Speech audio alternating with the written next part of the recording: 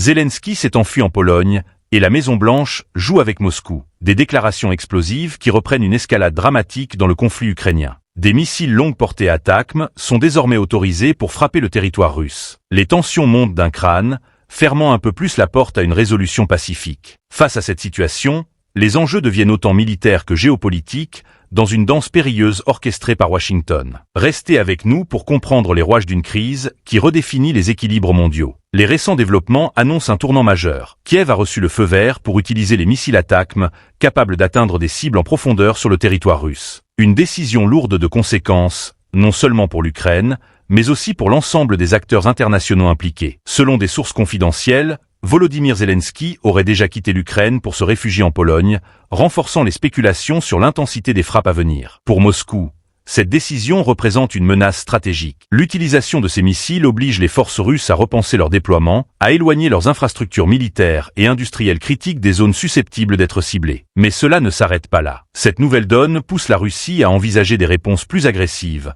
accentuant les risques d'un affrontement direct avec l'OTAN. Vladimir Poutine, qui a accusé à plusieurs reprises les États-Unis de transformer l'Ukraine en théâtre de guerre par procuration, se retrouve face à un dilemme. Ignorer cette escalade ou réagir avec fermeté. La Maison-Blanche, de son côté, semble jouer sur plusieurs tableaux. D'un côté, elle autorise l'escalade militaire, renforçant le soutien à Kiev. De l'autre, elle maintient un dialogue ambigu avec Moscou, multipliant les signaux contradictoires. Certains observateurs estiment que cette stratégie pourrait être liée aux ambitions électorales de Donald Trump, qui espère hériter d'une situation stabilisée, ou au contraire, suffisamment tendue pour imposer ses conditions. En parallèle, le contexte international se complexifie. Les informations sur la présence présumée de forces nord-coréennes en Ukraine auraient anticipé la décision américaine d'armer Kiev avec des ATACMS. Ces missiles, selon Washington, viseraient en priorité ces unités. Mais Moscou ne semble pas convaincu. Le Kremlin y voit une justification à peine voilée pour intensifier les frappes en territoire russe, notamment dans des régions. L'Europe n'est pas en reste. Alors que les États-Unis maintiennent une posture de fermeté,